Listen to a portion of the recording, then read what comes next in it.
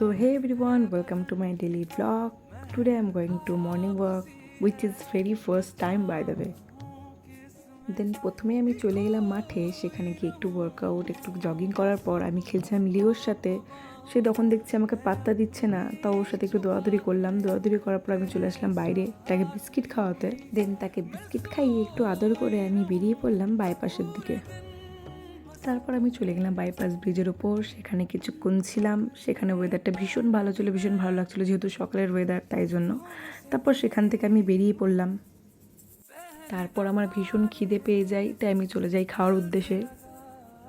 চলে গেলাম Montu fast food, যেটা মালদাবাসীর অনেক চেনা।